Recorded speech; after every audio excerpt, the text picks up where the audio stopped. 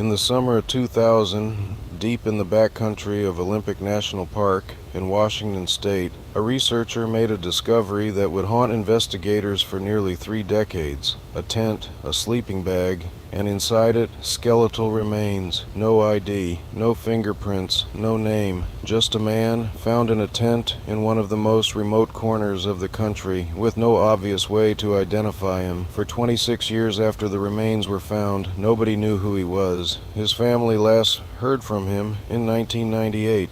Nearly 30 years before the identification, and then silence. It would take cutting-edge DNA technology, a specialized forensic lab, and the persistence of investigators across multiple states to finally give this man back his name. His name was Joseph Louis Serrao Jr. This is his story. Olympic National Park spans nearly 1 million acres of rugged wilderness in Washington State. Old-growth rainforests, glaciated mountains, rivers that carve through valleys so remote that some areas see fewer visitors in an entire year than a city park sees in an afternoon. It was here in July 2000, along the Sol Duke River drainage, that a researcher was conducting fieldwork in a remote backcountry area when they stumbled upon a campsite, a tent still standing. Inside, a sleeping bag containing human skeletal remains. The researcher immediately contacted authorities. The remains were transported to the King County Medical Examiner's office, where a forensic pathologist examined them. The pathologist determined the deceased was likely a man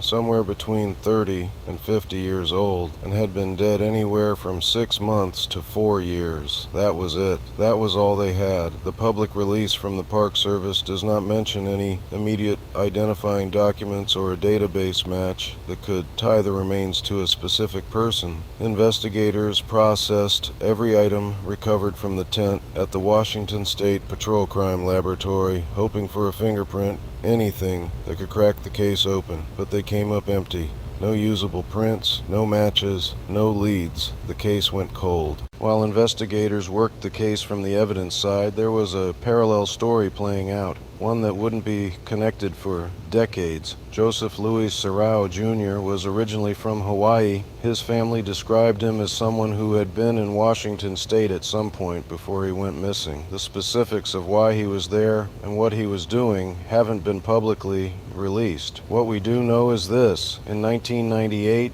Joseph's family had their last known contact with him, and then nothing.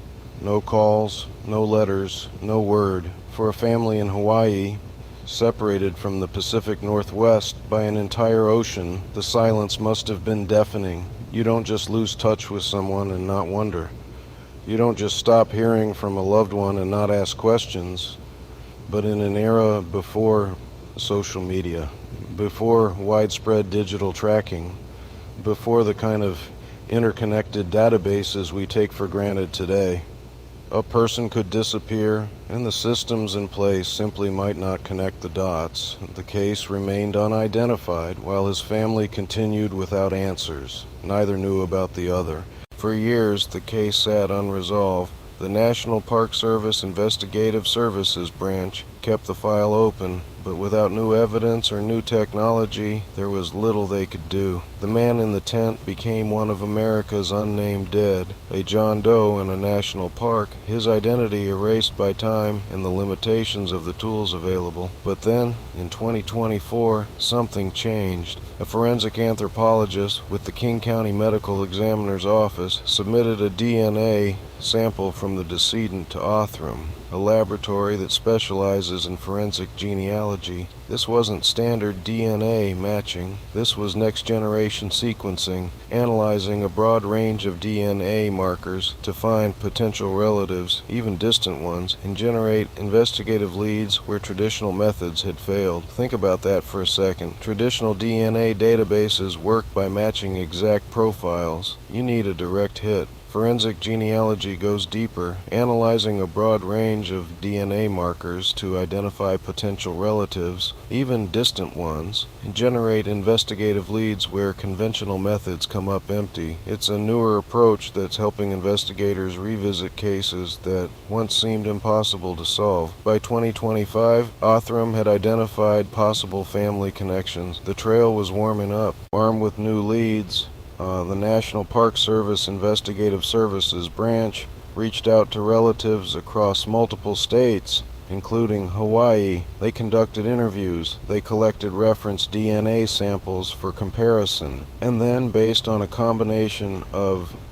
genetic evidence, genealogical research, and circumstantial findings, investigators made it official. The remains found in that tent in Olympic National Park in the year 2000 belonged to Joseph Louis Sorrell Jr. Deborah Flowers, Deputy Chief of the National Park Service Investigative Services Branch, said it best. This case remained unresolved for nearly 30 years, but investigators never lost sight of the goal of identifying this individual and finding answers for his family. I'm proud of the persistence and collaboration that made this identification possible, and I hope it brings some measure of closure to those who have spent so many years wondering what happened to Joseph. Nearly 30 years.